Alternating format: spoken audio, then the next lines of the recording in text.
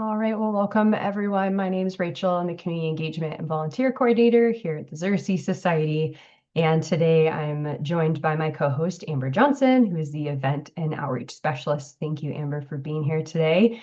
So this is an exciting sort of new thing that we're doing here today, kind of opening it up as a Q&A session to answer all your questions about planting native pollinators, planting native plants and how to create a pollinator garden. A couple housekeeping items before I introduce our speakers or our panelists. If you have questions, please use the Q&A icon. That helps keep the questions organized for us as your host. And as you leave today, you will also see a survey. If you have a minute to fill that out, that is helpful for us. Even if you filled it out before, we do appreciate it. And if you would like to have captions showing during this Q&A session, just click on that CC icon at the bottom of your screen. So before we do introduce everybody, I wanted to introduce Erin Anderson, who has sort of been on the front of revamping our Bring Back the Pollinator pledge. And so I wanted Erin, who is one of our pesticide pollinator specialists, to talk a little bit about these Q&A sessions that will be happening quarterly. So Erin, I will pass it off to you. Thanks so much, Rachel, and hi, everybody. Thanks so much for being here. As Rachel said, my name's Aaron. I'm on the pesticide reduction team here at Xerces, and I'm also the Bring Back the Pollinators coordinator. But really, Bring Back the Pollinators is very much a group effort with a small team, including Rachel here, helping to put together all of our resources and our events for the program. And many of you are likely familiar with the campaign, especially because you're here attending our first ever Bring Back the Pollinators Q&A. But Bring Back the Pollinators is a Xerces campaign that consists of getting people involved in 4 easy steps to conserve pollinators. And these are growing pollinator-friendly flowers, providing nesting and overwintering habitat, avoiding pesticide use, and then also spreading the word with friends and family about pollinator conservation. And I think what's great is this really distills pollinator conservation down into pretty simple steps that anybody can apply anywhere from a small garden to a larger landscape. And I think the underlying message is really that we can all make a difference, and it doesn't have to be overly complicated. And though we've had this program for a while, we've refreshed the campaign this year to try and provide new resources and to also try to build a little bit more community for pledge signers.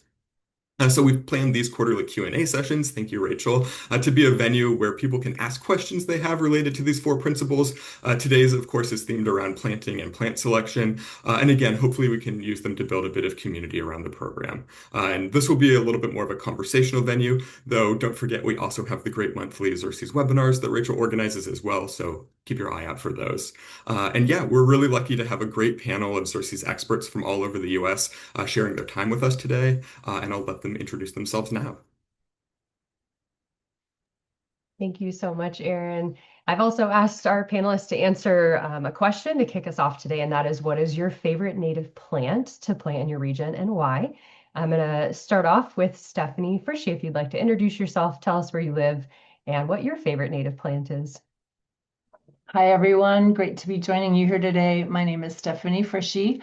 I live and work in East Central Indiana. Where am I? East Central Indiana. And at Xerces, my role is agronomist and native plant materials specialist. And what that means is I support our work with lots of different people and places and projects across the organization and the country on topics related to the supply and use of plant species that are important for pollinator conservation. I am one of those people who does not have a favorite plant because I love and appreciate each of them for their own special reasons. But the plant I want to highlight today is wild geranium. Its scientific name is Geranium maculatum, and it is a woodland plant in the eastern US, but it also grows in sun, a lot of sun if it has enough soil moisture. So it's really nice for edges of woodlands and open spaces. It blooms early, which that is really important to have floral resources like pollen available for those first pollinators that are coming out of winter time. It's cute. It's got little pink flowers, and the leaves form sort of a nice landscaping friendly little mounded appearance. It's not one of the real weedy looking ones, but it's got a nice shape, and the leaves are have interesting shape, and those stick around all year long, and then are all during the growing season. And it has cool seed pods too. Wild geranium. Thank you, Stephanie. I feel like my cheeks are going to hurt after this because I'm smiling so much. I love it. All right, next up is Steve. Hello, everybody. I'm Steve Armstead. I'm a pollinator conservation specialist for Xerces, working out of Fort Collins, Colorado. So my area is kind of the eastern slopes of the Rocky Mountains and kind of a little bit of the western Great Plains as well. I tend to work a lot with home gardeners, small community gardens, as well as sometimes larger landscapes, small farms, etc., to figure out ways to try to increase habitat. I've been on a horse farm myself, so I've done a lot of planting in and around the horse farm and dibbling and dabbling with various ways to get plants established there. My favorite plant, and I agree, it's always hard to reduce it down to a single plant, but I would kind of go with purple poppy mallow or prairie wine cup. So I love it. It's a scientific name is Calero involucrata. I'm sorry, I'm always horrible with this Latin. Anyways, it's in the Malvaceae family. It is a great plant from a sun standpoint. It does very hardy in your gardens. It likes a lot of different soil types, so it's pretty acceptable to different types of soils. It's got a beautiful pink to purple bloom, truly like the name. It's kind of looks like a wine cup, which is, it stays in bloom, usually through May through most of the summer. It's got a nice spreading form to it. So give it a little bit of space, especially if it's got some good sun. It'll fill in a space quite nicely. It can do well in containers or also in your garden. One of the other things I like, it's a host plant for the gray hair streak, which is a fairly common hair streak butterfly you can see. So you can always know that you're not only giving great pollinator resources for the bees and the butterflies as a nectar or pollen, but you're also giving a host plant in your garden as well. So I highly recommend that one. Furry wine cup or the purple poppy mallow, two different kind of common names that are used for it. I love that name.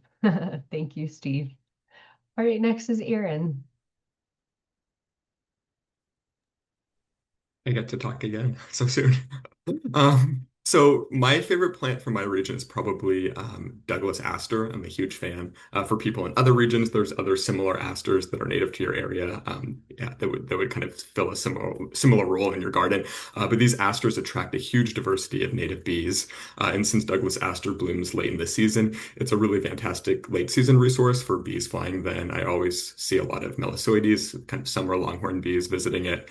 But beyond bees, it also attracts a really big abundance and diversity of natural enemies, lots of predators and parasitoid wasps. So it's definitely a great kind of multifunctional habitat plant. And I also think it looks really nice, kind of beautiful purple flowers. So Douglas aster is a favorite of mine. Thank Oh, and you. also I'm in Portland, Oregon. So sorry, I'm covering kind of the Pacific Northwest region today. Yeah. Perfect. Thank you. All right, Ray. Thanks, Rachel, and hello, everybody. Ray Moran's Pollinator Conservation Specialist for the Xerces Society. I'm located in Stillwater, Oklahoma. My main role is to assist the USDA NRCS with pollinator conservation in the central U.S. Most of my work is in the south central U.S., Kansas, Oklahoma, Texas, Arkansas, Louisiana. But because I lived in Florida for 10 wonderful years and because Xerces has fed my addiction for doing monarch butterfly research in Florida for the last few years. I've got a lot of experience with Florida plants and some other states in the Southeast. So, and my favorite plant is a plant from Oklahoma, Texas, Kansas, also into the desert Southwest, and it is golden crownbeard, also known as cowpen daisy. And the scientific name is Verbicina ancellioides. It is an annual. But for us here in northern Oklahoma, it starts to bloom as early as April, and then it's got flowers. Because it's an annual, it just keeps blooming on and on and on and on, all the way till frost. And it feeds a huge number of pollinators and a huge diversity of pollinators. bees, butterflies, wasps, flies, etc. Um, and then once you plant it, you never have to plant it again because it is an annual that self-sows. And yet, if you get too many of it, too many seedlings in the spring, you can just hoe them out very easily. But um, I'm proud. I'm thrilled that somebody taught me about this plant. A woman named Sandy Schwinn taught me about this plant 23 years ago when I moved to Oklahoma, and I've taught a lot of other people about it. And it's popping up everywhere, and it's a good thing that it is. Thanks. Thank you, Ray. All right, Julie. Yeah, thank you, Rachel. Hi, everyone. My name is Julie. I'm super excited to be here today. I'm in Brattleboro, Vermont, but I cover Vermont, New Hampshire, Connecticut, and Massachusetts, so kind of representing the New England area today. I'm a pollinator conservation specialist as well as a partner biologist with the USDA Natural Resource Conservation Service. So a lot of my work entails helping farmers create or protect habitat for beneficial insects, which is a lot of fun to travel up and down the Connecticut River doing that work. Because a lot of my work, some of my work is focused a lot on water quality and kind of combining, pollinator habitat with protecting water resources. I'm going to give a little aquatic representation with my favorite plant today and choose pickerel weed, Pontidaria cordata. I also love canoeing, and I'm also missing canoeing right now. And pickerel weed in particular, it's a beautiful emergent aquatic plant. You see it on the edge of like lakes and ponds that are relatively like slow moving. You don't see them in fast moving water environments. And they have these beautiful purple flowers along the stalk that emerges from the water. And you see tons of like bumblebees and butterflies and flies on them. And then my other purpose for picking this plant is having that structure like in the water body. You see a bunch of dragonflies come up and close on it. So great place to look for dragonflies and snorkel in between. But yeah, that will be my favorite plant for the day. I love that. Thank you, Julie. All right, Olivia. Hey everyone, I'm Olivia. I'm a pollinator conservation specialist and also NRCS partner biologist here in New Jersey. I work out of Central Jersey, but I kind of cover the whole Mid-Atlantic region. Mostly my fieldwork is in New Jersey and Eastern PA. And also, like Julie and some of our other colleagues here, I provide a lot of support to working lands, pollinator restoration projects on working lands throughout this region. And my favorite plant, this is easy for me because it's always been my favorite plant. It's very basic. I don't care. I love goldenrods. I think they're absolutely beautiful. There's a species for every site, all the different site conditions. There you can find them across the US. I know it's not a deep cut, but it's a beautiful plant, supports so many pollinators. And I love that the late fall blooms, the late summer blooms are kind of marking the beginning of fall. If you're lucky enough to observe some goldenrod and see a bright green sweat bee or a bright green cuckoo wasp, I think they're just, the contrast between those colors is so beautiful. And yep, I just love them. I'm excited to be here. It's a great plant choice. All right, next up is Stephanie Steele. All right, thanks, Rachel. Yes, my name is Stephanie Steele. I'm based in Detroit, Michigan, so primarily covering like Southeast Michigan area, Great Lakes region. I primarily work with small scale growers and urban growers as a pollinator conservation specialist. I also assist our work with the People's Garden Initiative, which is a USDA program that helps community gardens and community urban farms. Lots of great resources and connection and things. I also run a habitat kit program for the Detroit area. And favorite plant, I've been thinking, been trying to pick, and I feel like many of my coworkers, I'm like, I don't know. I had kind of like a few different on top of mind to share for a variety of different reasons. And I will also share, for those also in the Great Lakes region, there's a new like native bees pocket guide that Michigan State put out last year. That comes in English and Spanish, and it has beautiful profiles of many of these plants. But I will share, um, I'll share our wild nodding onion. Kind of similar to Steph Frischi. Like I feel like it is a very nice border plant, kind of like along an edge. It does have more like grass-like leaves because it is in the onion family. But it has these gorgeous pink kind of firework, like drooping, nodding flowers. And I often see like leafcutter bees on it, which tend to be, I don't know, they seem a little bit large for like the size of the flowers. And so they make it nod even more. Um, and yeah, I think that's all. And I'll put that link to the guide in the chat now for y'all. Thank you, Stephanie. Appreciate that. All right, and last but not least, Jessa. Hey, everybody. Thanks so much for joining us today. My name is Jessica Cruz. I'm the Senior Pollinator Conservation Specialist with the Xerces Society based in Sacramento, California. I co-manage our California Habitat Kit program and coordinate all of our work in California cross-programmatically. Picking a favorite flower, honestly, is like picking your favorite child. And I have 3 children, so we don't do favorites. But I guess I would have to just say, I'm going to just give a big shout out to California poppy, Schultzia californica. I mean, what's not to love, right? It's our state flower. Pollinators love it. Right now, it is just coating the hillsides in this incredibly bright, gorgeous orange. It's indestructible. It's easy to grow. We love that. So yeah, it's great to be here today. Thank you, Jessa. I do love the California poppy. It's a beautiful flower. All right, thank you, everybody. Okay, continuing on, another question, if a few of you wanted to share, what is your top tip when choosing native plants?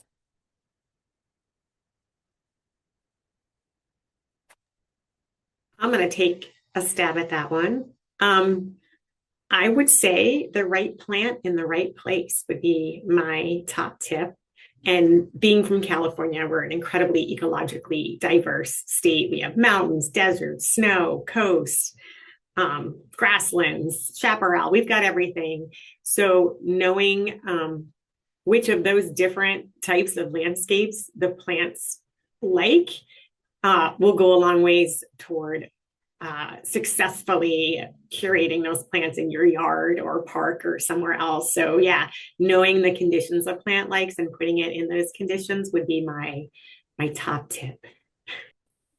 I'm going to jump in and just build off of Jess's too, because my tip for people oftentimes is just go look in spaces that aren't landscaped and what's growing there. And if there's native plants that are there, that's going to be and especially if you like that plant, the looks of it or something about its aesthetics, that's probably going to be a better chance that that plant will grow in your soil conditions or at your site, but also know that it's probably supporting your local pollinators.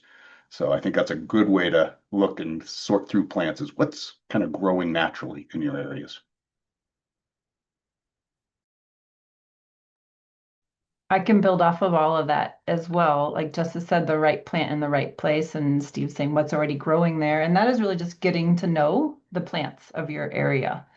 And you can do that by exploring, observing, making your own notes and things, and then cross-checking that with other people, other references. Xerces, all of us love plants, if you can't tell already. So we are always a great resource for you locally and regionally. And I will give a shout out to state native plant societies as another good group of people and resources to connect with. So you learn more about the plants for your area and how to get to know them and match them to what you'd like to have growing where you live. I'll jump in and add one more thing.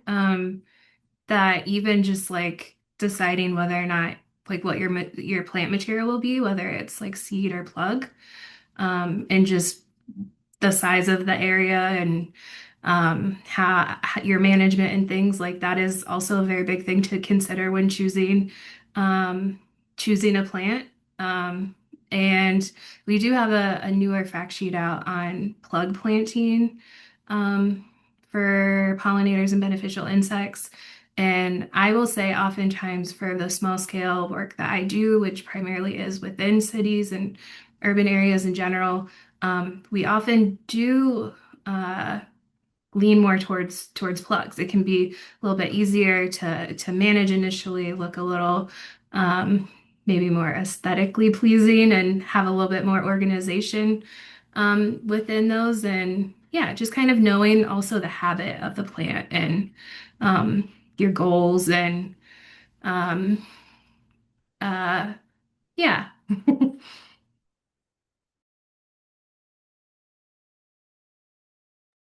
I would just love to add that a great resource I found is the Web Soil Survey. You can just Google it if you're not sure what the soils in your yard or your area are. You can Google that and read more about the soil type, especially in New Jersey, right? You have so much variety in soil type. There's like 85 unique soils. So looking that up on Web Soil Survey is super helpful for when you're making your plant choices as well.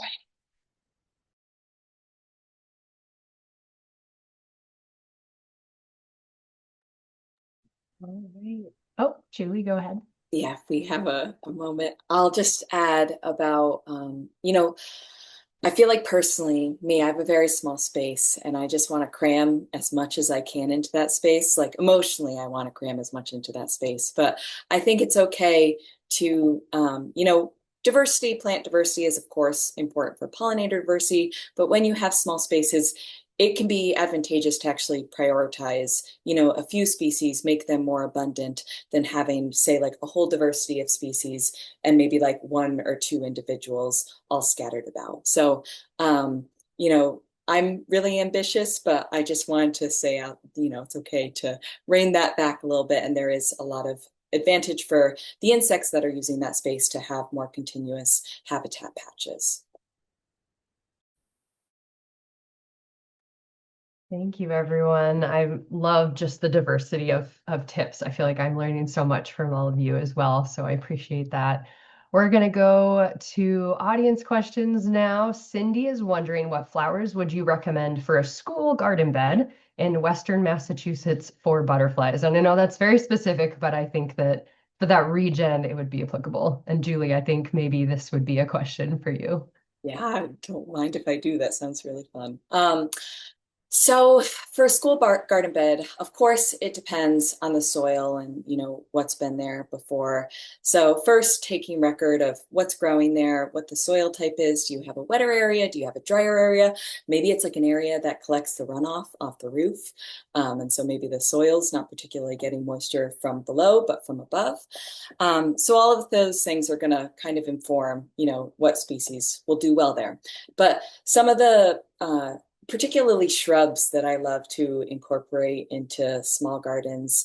A lot of the like more moisture and wet loving species like buttonbush, Cephalanthus occidentalis, summer sweet, Clethra alnifolia, which are both moisture loving shrubs, but just have these displays that I think are so fun for kids to observe, a whole diversity of butterflies, bees, flies that come to it.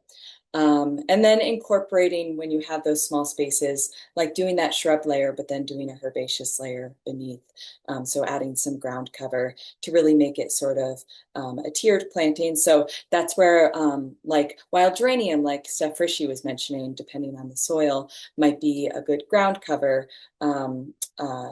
Yeah, so thinking about that, like that small space, those multiple strata that you can create with those different species. And I would definitely recommend, depending on your soil type, looking at one of Xerces, like Northeast Native Plants resources to kind of get an idea of what might be locally native to your area. as well as Go Botany. That's a Northeast specific resource that I highly recommend it's based off of herbaria records, but it's still cool to check out.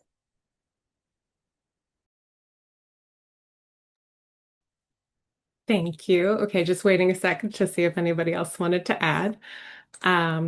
Moving on to our next question. Pandora asks, for people who want to grow native species but are disheartened by difficult to remove invasive species in their landscape, what recommendations do you offer? Specifically in their area, they are struggling with lesser celandine. It's a major challenge. They had someone ask them if solarizing or sheet mulching with cardboard was an effective way to manage this species. Do any of you have any experience with non-herbicide-based ways of managing lesser celandine or similar species? No, that is a very problematic forest species in the East, and it's pernicious. So there are not yet other ways beyond herbicide that I know that are effective in managing it. The pro and con of it is that it is emerging from dormancy now, quite a bit earlier than many of the native species. So you'd still be applying herbicide into the environment, but you do have a window where you're less likely to get overspray on the native plants growing with it. Because it's the only thing up. I mean, it's excluded everything else, and it's early.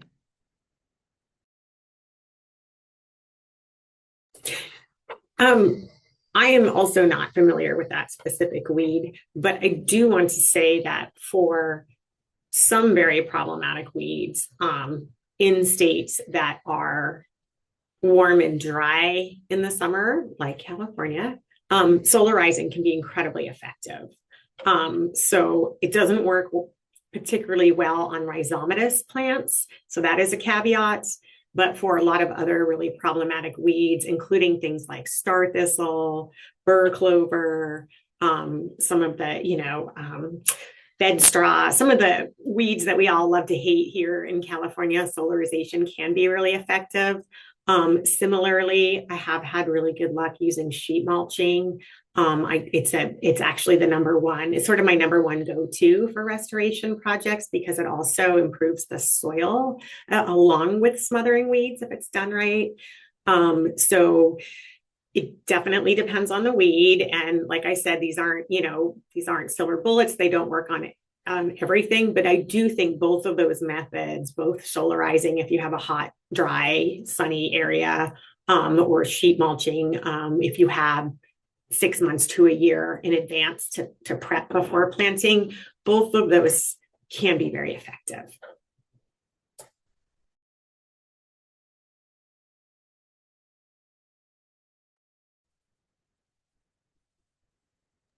This is kind of general, but we do have a fact sheet that I'll drop into the chat about rethinking weed management at home. And it touches on some of the things that Jessa and Stephanie were talking about. Also, sometimes with these, really pernicious invasives, herbicides are, a tool in the toolbox. But we do have some tips about, trying to make herbicide use a one-time use thing, if possible, trying to, make it so that you're not having to return to herbicide use and using preventative strategies after that once you start getting your site up and running. So I can drop that fact sheet into the chat as well if it's useful.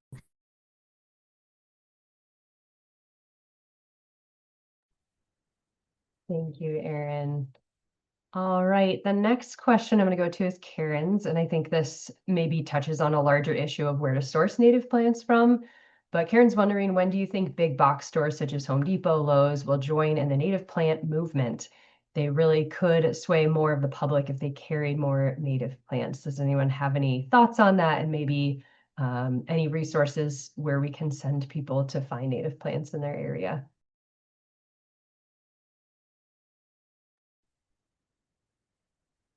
I can start here unless anyone else wants to do that. Yeah, this is a great idea. I mean, there's big box stores in proximity to where most people live, and often that's the go-to place where people get their plants. This is more an issue of supply chains and how those big box stores are sourcing from large growers and mass production for lower production costs and lower costs to the consumer. So at Xerces, I'm familiar, we've had a few inquiries with staff from Walmart and from Home Depot, both about trying to not sell invasive species and to sell natives, but this hasn't been the bigger question hasn't been resolved because it's so complicated. And it's also a special role where your local or regional native plant nursery or native seed business is a great resource for this. They're not national, so they are focused on the plants native to their region. They've got firsthand knowledge and familiarity of those plants, so they can help educate you as the customer in them. And I lost my last point there, so I'll just stop. Oh, sorry. It was that the downside of them is often their sales are even more seasonally limited. They may have a pop-up sale or you need to go to them, but more and more they're able to safely ship plants. I think the key there is just, again, learning about the plants and learning about the resources and the other people in your area working with native plants. I would add to that too that demand can drive supply. So definitely encourage people to go to those nurseries that aren't carrying native plants that you would love it to see there and tell them that because again, they're in the business of selling plants and they're going to carry the plants that they think they'll be able to sell. So and you as consumers do have a fair amount of power in that area. So definitely make sure if that's something that you want, tell your local nursery that's what you want to see. We've had some success stories here in California with like our local chain, Green Acres Nursery, where I think there was like a really big movement from the California Native Plant Society to get more nurseries to carry more native plants. And people just started calling and requesting and writing letters. And now they have a native plant section. It's not huge, but it's growing. So use the power of the purse.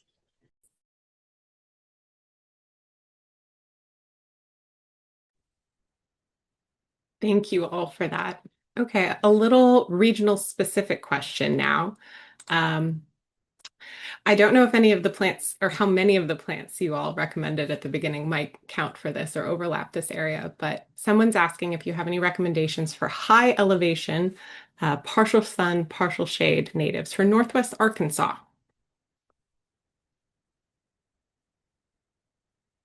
Oh, Ray, I think. Yeah, let me give that a shot. I'm pretty close to Northwest Arkansas. High elevation, partial sun, partial shade.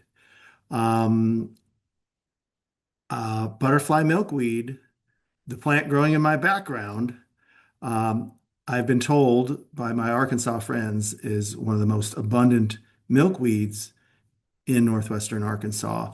And where I live, not I mean my county in Oklahoma, it's very sparse, and yet apparently in the rocky soil because we have clay soil. But if you have sandy soil or more likely rocky soil in northwestern Arkansas, then I would try butterfly milkweed, Asclepias tuberosa. It is gorgeous. It is a long-lived perennial as long as you have well-drained soils, and it's called butterfly milkweed for a reason. So many butterflies love to go to the flowers as well as bees. It is an absolute magnet for bees and butterflies. And I've got some amazing videos of like 30 or 40 butterflies visiting a single plant at the same time. Another tip, high elevation, I would think purple coneflower should be good. Echinacea purpurea should be good for your area. It's almost certainly native to your area. I know Steph's been to Arkansas. So we were on a botany field trip there together. Steph, can you think of any tips for high elevation northwestern Arkansas? The plant that I remember most from that trip is the other milkweed, the green one. Yeah, I don't know if that is. I think that likes more full sun, though. So green antelope horn milkweed. Hmm. That Hmm. one likes full sun, Yep. and it's a little on the tough to grow side, I'm sad to say. Hmm. Hmm. But yeah, that one likes a lot of sun. Now, we might have seen on that same trip Asclepias variegata, uh, uh, um, red rim milkweed. It's got white flowers with a little bit of Mm. red. It's exceptionally beautiful. And that's Hmm. in woodlands of northwestern Arkansas. Hmm. Hmm. So I would give that one a try. That one's going to be harder to find than butterfly milkweed, but Asclepias variegata, red rim, I believe it's called red rim milkweed. I first saw it down at the Chattahoochee Nature Park in Florida Hmm. 30 years ago. But yes, it's also in northwestern Arkansas. Silphium, you have some silphium species there that should do well. Rosinweed, um, and then certainly ironweed, Vernonia arkansana or Vernonia baldwinii. So there are some of my guesses. What about, let's take this opportunity to give a shout out to some grasses and sedges. So far, we've been talking about all the things that have pollen and nectar, but they don't grow by themselves in nature. Nature has this complementarity and balance to it. Like Steve said, look at what's growing around you, and you're always going to find some grasses or sedges.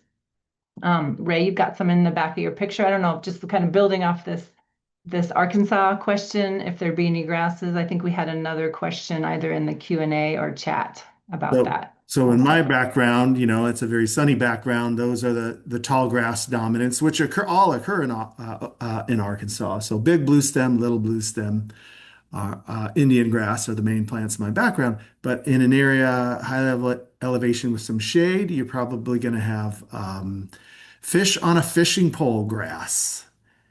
Casmanthium, I believe it's Casmanthium latifolium, fish on a fishing pole grass. It is so cute. It loves shady areas. Now it likes like stream sides, but if you have a little bit of moisture there, you could grow it. And then of course some of the wild rye, Canada wild rye, but maybe even better Virginia wild rye for those conditions. Um, uh, I can't name the sedges. I apologize. I haven't learned my sedges. That's embarrassing to admit, but it's just violets would also be good. Anything in the genus Viola. Ray, do you want to go ahead and type out all the names you listed for Arkansas in the Q&A? Do your best. I know I'll you do can do my it. best. I'll do my Okay. best. Kind of hopping off that same question, someone did ask about native grasses in Seattle, Washington. So for those of you in other regions, does anyone have any other recommendations for native grasses that they could plant?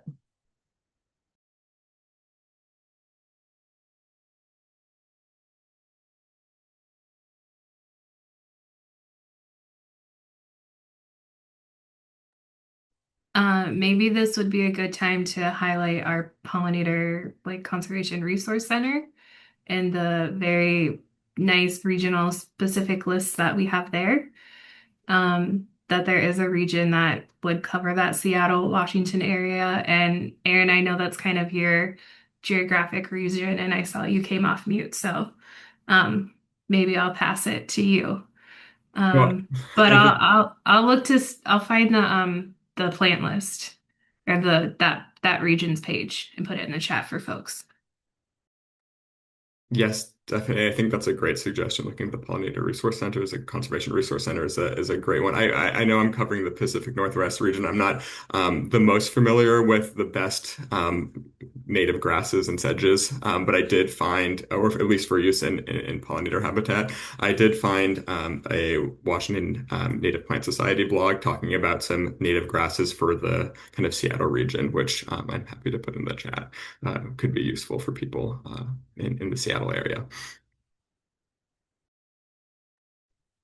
Thank you. And yes, definitely appreciate typing out some of those plant names. All right, asking a little more broadly now, we've received some questions about starting native plants from seed specifically. Can any of you provide guidance on how best to get that started? I want to chime in here. I know other people on this call have more expertise, but I have a little thing I thought about earlier that's very important on this, and that is if you're going to plant a big area with wildflower seed, learn from a big mistake I made a few years ago. Don't buy a prepackaged mix. Now, they sold it as a native wildflower seed for Oklahoma.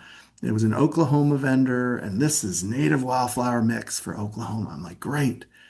And I planted it, and it has all these Shasta daisies in it. Shasta daisies are from I think it's a cultivar developed in California from a plant they brought over from China, I believe, something like that. But it's not an Oklahoma native. So I wouldn't buy prepackaged mixes if you can help it. Customize mixes. So that's my little tip. But I think a lot of people, a lot of my fellow panelists are going to have thoughts to add. Thanks. Yeah, I can echo that real quick. I completely agree with Ray. You definitely need to be looking really closely at what's in those pre-made mixes. If you are going to go with a pre-made mix, get it from a really reputable, locally sourced native seed supplier, something that's going to be as locally applicable as possible. And then also, what's really important planting from seed is a really good site prep. We always emphasize this. You really don't want to waste those nice, expensive native seeds by not doing enough adequate site prep. So when you're planting from seed, site prep is the most important thing. You want to get that soil completely bare as possible so that all of those really valuable native seeds have the best chance of germinating and sprouting. And yeah, there's tons of resources on our library. We have a really amazing resource called Organic Site Prep for Pollinator Planting. I think that might not be the exact title, but I'll find it and link it. That goes through kind of all those different options for site prep for planting from seed. Really important to read through that before you get into it. I can jump in because I'm kind of a lazy gardener. And so one of the processes I love is like using sow bags that you put together, gallon plastic bag, and I'll put in the link, some instructions around that, but you can use a gallon plastic bag or like a milk jug and put in some of your potting mix to it and put in your seeds and literally put them outside. You have to allow some air into it, and you may need to put some moisture in, but starting in here in Colorado, January or February, put your seeds into your bag or jug, leave them out on the north side of a building, and they just sit there, and the weather conditions will go ahead and stratify with the cold and so forth, so that those plants will start germinating. And then later in the spring, you can move them into small pots and eventually replant them. But it's an easy way to just do a natural stratification and be able to move your selection of native plants over. Some do better than others, but it's a great process. I enjoy doing that. Plus, you get familiar with what the seeds look like, what the young little seedlings look like, how they grow. And so it just really helps you recognize the full life cycle too of the plants, which is great. One quick thing on the actual collection of seeds from local populations. I'm just doing this at a hobby level right now, but have done it for work in the past, and making sure that you have permission to collect on a property, and collecting only about 5 to 10% of that population is really important for protecting and sustaining natural plant communities. And then once you have that seed and maybe you're seeking to start it earlier, maybe inside, really understanding what it takes to germinate. In the Northeast, a lot of our perennials require some level of cold stratification. And so like my seed that I collect, I go through a process of sort of freezing it in the fridge and freezer to get that cold stratification to promote germination. So I would just encourage knowing what you're collecting, really identifying it and understanding what it takes to germinate, because some things are really difficult to start from seed.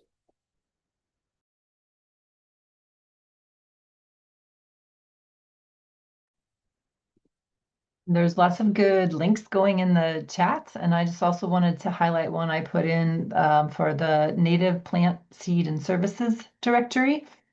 That is a Xerces resource where you can search by your state. You can search for a company that provides seed mixes or not, or can help you with that. There's a lot of filters that you can use there to help find one of these local or regional native plant or seed businesses?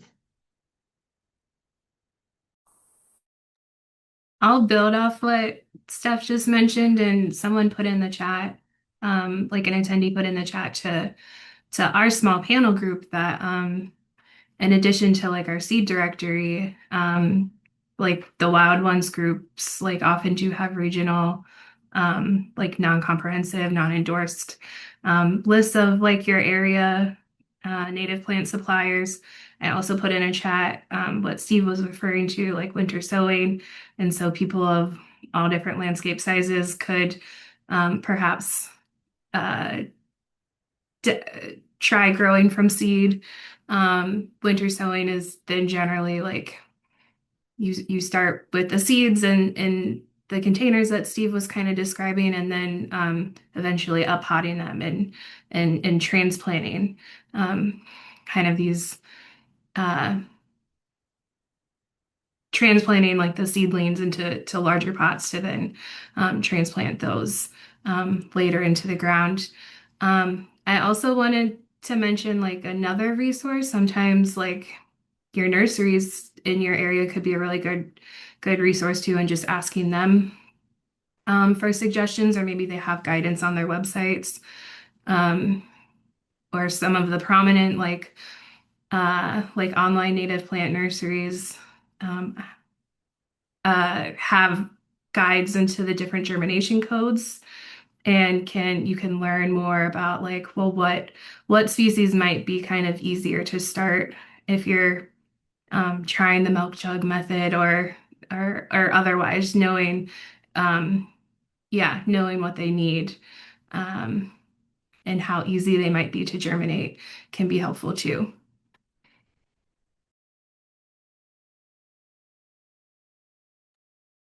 Great. Thank you, everyone, for great advice and the great resources.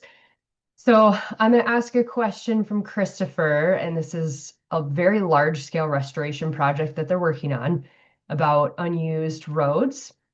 And they are basically asking if they're justified in removing more unused road square footage, but they're going to disturb some habitat that's already been created. And they're planning on removing hundreds of thousands of square miles or feet of unused roads, but will disturb a fraction of other grassland on site. And in essence, will be creating more plantable square feet than they're taking away, but there will be disturbance. And I think it kind of goes to a bigger question of like, when we're doing restoration, if we are doing some disturbance, how do you balance the two? So I don't know if anyone has any advice for Christopher. It sounds like a really involved project that maybe Christopher might want to reach out to someone and email them after, but even on a backyard garden scale, how do you balance the disturbing already built habitat or created habitat while creating new habitat?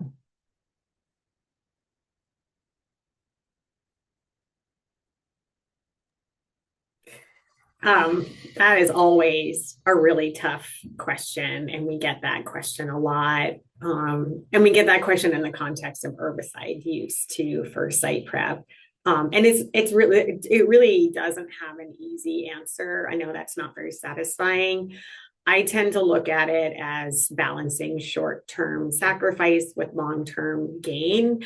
And it's going to be really project specific. So I think it just comes down to what is the level of disturbance that's happening in order to implement a project, and what are the potential benefits that project is going to have in the long term. So that might be a question of scale. That might be a question of management. I think there's a lot of things that would go into trying to make that determination. I will say that I don't, in a lot of contexts, not necessarily your backyard. I think on a smaller scale, it's easier to implement projects with minimal disturbance in like a yard or a garden or something like that. In natural areas, I think it can, and in larger scale projects, I think it can be challenging, and I think some level of disturbance is inevitable in doing sort of that larger scale restoration. I don't see any way to do those projects without some level of disturbance. So it just becomes, what's the least amount of disturbance you can do in order to implement a successful project. Again, I know that's not a satisfying black and white answer, but I do think it's really context dependent. But I would love to hear what other Xerces staff think.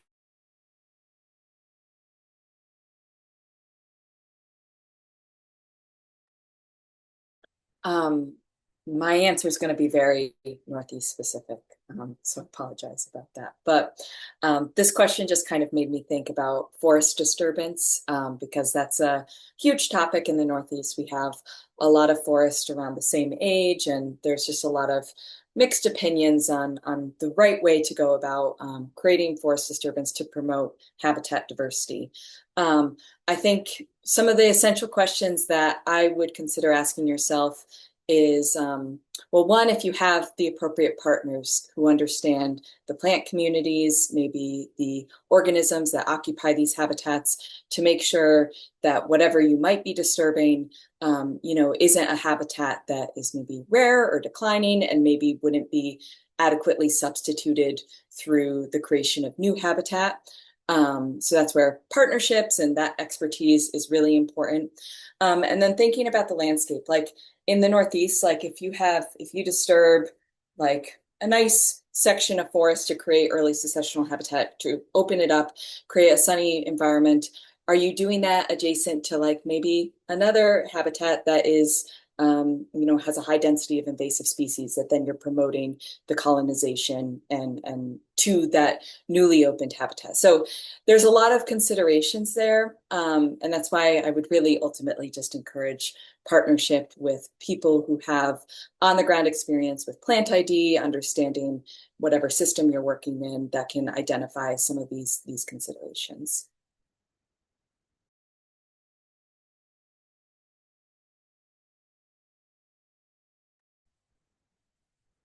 Thank you. Okay, we only have time for a few more questions, but in providing habitat for pollinators, we do have a question here. What are your recommendations for housing and water sources for bees? I'll jump in quickly here because I'll keep it brief because I know we could spend a lot of time talking about the full range of this, but Xerces has a fabulous guide that I'll put the link in the chat, which is the Nesting and Overwintering Habitat Guide. And so that'll cover it kind of in depth about thinking about, are you providing woody resources for the cavity nesting bees, stem nesting resources for the bees, bare ground for the ground nesting bees, and also some guidance around making sure you have some shallow, clean water resources available. I'll just give one of my quick tips just because living in an area where there's not a lot of natural trees typically, as I really am a fan too of if you don't have a lot of woody resources, find some old logs and just drill some holes yourself, 3-inch holes of 1/4 inch to 3/8 inch wide, and help the cavity nesters, especially if you're out kind of in a more prairie condition where there's not a lot of other cavity nesting sites. So, but I'll put that guide in. There's a lot of great information in that. What does anyone think about providing extra water, or do pollinators get most of their water they need from the nectar? Thoughts on that? Yeah, I was going to actually say something about that. Honeybees, for sure, appreciate and utilize water. Most of our native pollinators get the moisture that they need from plant nectar. So I think it depends on which pollinators your focus is on, whether or not you feel like you need to or want to provide water. I was also going to say, I know lots of people love those really adorable little bee houses and bee hotels with those little bee blocks with the holes drilled in. So they're not necessarily bad. They can be fun to use. It's a really great educational tool. It's a great way to because you can really see when they're being used and who's using them. But just a word of caution, like having lots of those or really large bee hotels in a smaller area can just lead to overpopulation problems. It can concentrate all the nesting in a single area and lead to like diseases and things like that. So if you are using bee blocks, use them sparingly, use them more for kind of viewing and educational purposes, and make sure you clean them out regularly so that you're not having a lot of diseases build up. We do prefer to use those natural sources that Steve was talking about, like, pithy stemmed plants or providing, wood material kind of spread out so it's not all the bees aren't nesting in one spot. And then I would also add to that, in certain areas, bunch grasses are great to use as well. I know here in California, our lady beetles use them for overwintering, and our bumblebees like them for nesting. Yeah, and I would love to just jump in and add that aside from those like more natural structures like down wood and brush piles, also the plants in your pollinator garden, the ones with the more pithy woody stems, you can always cut those back in the spring. We like to recommend cutting them at varied heights. So that's another way to provide habitat for those cavity nester bees that will lay their eggs in the stems.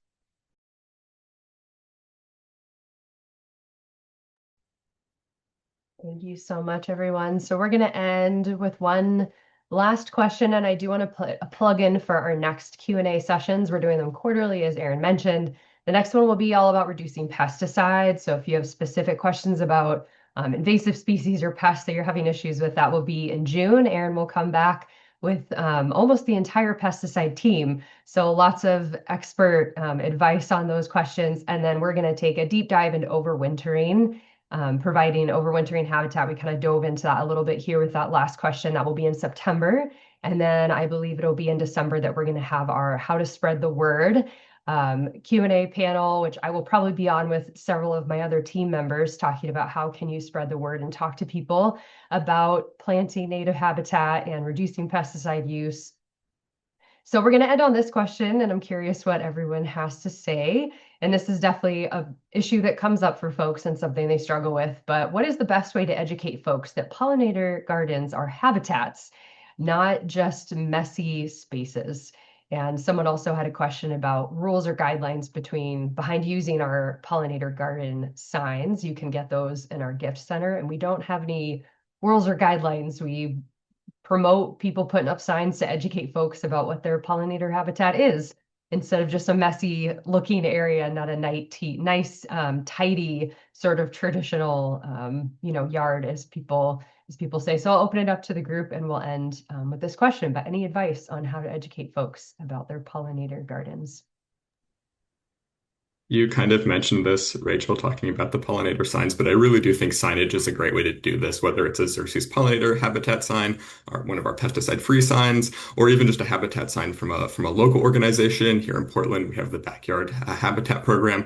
I also know of people who have created their own signs, which I think is great too. Been really creative, had kids draw things and kind of explain what's going on in the yard. I think it's a great way to kind of explain why you're managing your yard and your garden habitat the way you are. Ideally, maybe there's a link to resources for people who are curious to learn more. But I think that can really help kind of explain what you're doing. And I also think too, just having conversations and talking to people, talking to your neighbors, talking to your friends. There have been studies that show that gardening practices are kind of contagious, for lack of a better word. So, and you'll see one person will start gardening a certain way, start including certain native plants, and then next thing you know, a couple houses down, people are using things like California poppies. This happened in my old neighborhood. Somebody started planting native plants, and then 2 years later, 4 or 5 different houses down the block had some of these plants in their landscape. And I don't think it was just because the California poppy is a super prolific cedar. There were other plants as well. But I think those conversations are really important as well.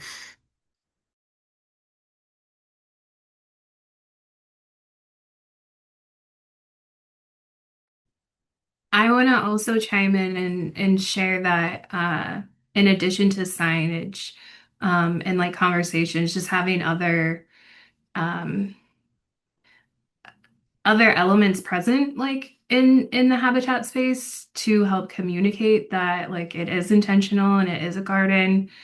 Um, oh, I just saw Steph your note. Yeah, that could be fun.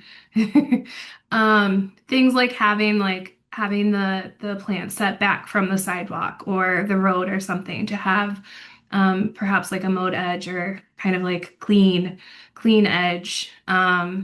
Having maybe mulch paths or other kind of like inviting like benches or accompanying it with like a little library or something. But I think another important part of that, going along with communicating and talking to folks, is also recognizing that like there are some concerns and maybe fears or just different levels of understanding that people have, and like acknowledging those and recognizing those could be helpful in helping like bridge that like the connection that different folks might have, different levels of understanding or different goals that people have. Yeah, it could be helpful just to try and look at both sides of things. And yeah, meet each other somewhere in the middle.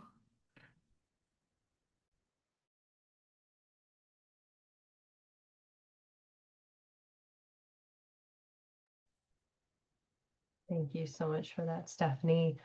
All right. Well, I do just want to thank you all for joining us today. If you want any more information about the Bring Back the Pollinators campaign, you can go to our website.